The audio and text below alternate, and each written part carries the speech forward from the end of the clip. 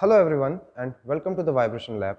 In this short video, we are going to understand what is an oscilloscope. You can see here this is my oscilloscope and today I am going to demonstrate how we can measure the data in the oscilloscope. I am having a signal generator. Using the signal generator, I am going to feed a harmonic signal into my oscilloscope. You can see here that a sine wave is coming on the screen of this oscilloscope, and that is basically I have given a harmonic signal. At the end of this video, we are going to see how we can measure accelerometer data. So let's try to understand what are the different functions of this oscilloscope. This is our typical oscilloscope. On the right side of my oscilloscope, there are different buttons. On the left side, a display is given.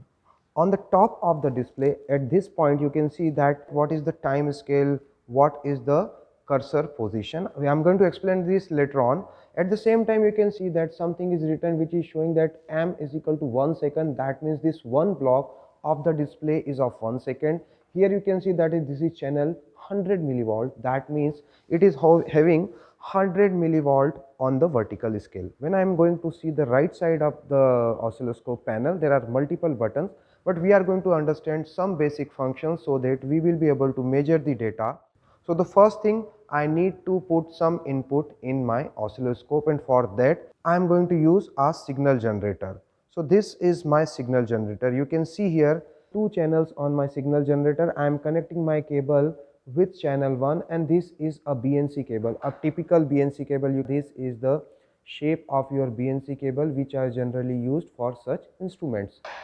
Here you can see that this is the display of your signal generator, but here I am not going to explain signal generator in too much detail. What I am going to tell you that I am going to use a signal which will be having a frequency of 40 hertz and the amplitude will be of 500 millivolt. So let me set the frequency and the amplitude, and for that I am going to press the frequency button. This frequency button I am setting, and I am putting 40 here, and I am selecting the hertz, so my signal will be of 40 hertz. Similarly, I am going to select the amplitude button. I am going to set 500. So this is the setup where the frequency and the amplitude is of 50 hertz, 40 hertz and 500 millivolt. I am going to start my channel, and then I am using this cable to input the data in my oscilloscope. So this is our oscilloscope, and I am going to input the data in channel 1. The moment I will insert the cable, the signal is now coming on the screen, but I am not able to see what exactly coming because the horizontal and vertical scales are not properly set. So that we need to understand what are these different buttons. So let's start with the first, that is the connection, and here the BNC cable is connected with the channel 1. So this is the connection. Similarly, I am having channel 2. Above that, I am having two knobs. These two knobs are basically to set the signal on the display. That means if I am rotating the knob, actually I am going to move the signal up and down. These knobs are not actually required when you are measuring the data, unless the data is having some shift. Then we are having these two buttons, 1 and 2. These two buttons are showing that whether the channel 1 is on or off. If I am going to press it, now nothing will come on the screen because now the channel has off. If I am going to press it again, now the signals are coming because channel 1 is on, still channel 2 is off. If I am going to press this button, both the signals are coming, but as nothing is connected to channel 2, the pink line is there but the signals are not there. If I am going to remove the cable from here and I am going to add the cable here, then the something is coming on the pink or violet line and nothing is coming for the yellow line. So let's go back and again connect the signal with the channel 1 input, and let's off the channel 2. So this is my signal which is there on the screen, and now I have to understand how I can visualize the signal in a proper way. So for that, you can see here these are the two buttons which are showing the vertical scale. It is written here that these are the vertical setup and this is the horizontal. Vertical means when I am going to rotate this knob which is corresponding to channel 1, I will be able to change the resolution of my vertical scale. So you can see here that is now it is 500 milliwatt. If I am going to change this resolution, let's change it to some 200 milliwatt. Now you can see that it is now having a larger display, or if I rotate it further, I am having 100 milliwatt resolution, and this is my signal. Similarly, when you will read it, it is showing the 1 second data. That means one block is of 1 second. I am going to rotate the horizontal knob. When I will rotate the horizontal knob, the resolution will change. You can see now it is 500 milliwatt. Further I am going to rotate it, it is coming as a 250 milliwatt. then 100 millivolt, and now it is set at the 50 milliseconds. You can see now I will be able to see a sine wave now. If I will further enhance it, it is 25 millisecond. So one block is of 25 millisecond, and now I am able to see the wave which is coming in my signal, and I know that this is a sine wave of 40 hertz as well as 500 millivolt peak to peak amplitude. So up to this point, I have just shown that how we can connect the cable, how we can set the horizontal and vertical scale, and these are the two buttons to on and off your channel. Now I'm going to display how you can measure the signal, and for that what you need to do, there's a cursor button is here. When I'm going to press the cursor button, a display will be here, and on this display I have to set. So you can see that the first is the manual. If I am going to press this first button, you can see there are three things, that is manual, track and auto. If I will rotate this knob, I can select either of this, and I am again fixing it to the manual, and once I am pressing this knob, it has fixed to the manual measurement. The second button is showing the time value here. So if I am going to press it, that means either I can measure the voltage means by default it is vertical scale, or time means by default horizontal scale. And you can see here these are the two cursor available. I have to fix the cursor so that I will be able to check the what value I am going to measure. Then I am having source is showing channel 1, that means currently the data is from channel 1. You can change it, you can go to channel 2 or other value. Math is there, that is the function, and later on we will understand what is the meaning of this math, but currently I am fixing it to the channel 1 and my data is already in channel 1. Then I am having cursor A and cursor B button. So let's start with the cursor A. So currently I have selected cursor A, and again I am going back to this knob. This knob is really very important. If I am going to rotate this, my cursor is moving on the screen, and let's fix the cursor on one of the peak values. So I have fixed the cursor here, that is at the peak value. And if I want to measure the time period of this wave, what I need to do, I have to move the second cursor to the next peak. So I am going to select the cursor B now, and now the control is gone to the cursor B, and I am able to rotate the cursor, and I am going to fix it on the second peak. Sometime what will happen, you will find only one cursor on the screen, but the second cursor will not be there, and that is why, because if you are going to change the horizontal scale, the cursor will move away from the display. So what you need to do at that time, you have to rotate the knob continuously so that the cursor will again come back to your display section.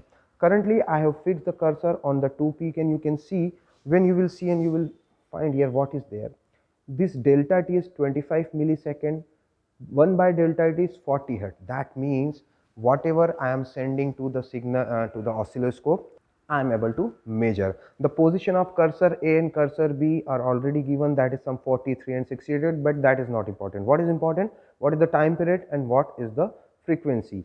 Sometimes you will not be able to pick the peak. So what you need to do that time? You can further increase the resolution of the horizontal scale. So here I can again rotate the cursor, and I can put the cursor on a different position so that I will be able to pick the peaks. This is my one cursor and this is my another second cursor. I am moving the cursor and I am fixing it here. So again you can see that I have fixed the cursor at 2 peaks, and I am able to see the frequency of my signal. If I am interested to measure the amplitude of my signal, what I need to do, you can see here that I have selected the time. Instead of time, I am going to press the button, and now it is showing the voltage. That means I am able to see the vertical scale now. And you can also check that this cursor has orientation of this cursor has changed, and now it is in the horizontal position. So I am going to rotate the cursor, and I am going to fix the cursor at the top. Then I am again changing the cursor to the cursor B, and I am removing it, and you can see here that now your data is something around 504, but 504 is a good enough value, and it is giving me an idea that the signal is having an amplitude of 500 millivolt peak to peak, and the frequency of the signal is 40. As I said in the beginning, now I am going to demonstrate you how we can measure the vibration signal using oscilloscope, and for that again I am removing my cable.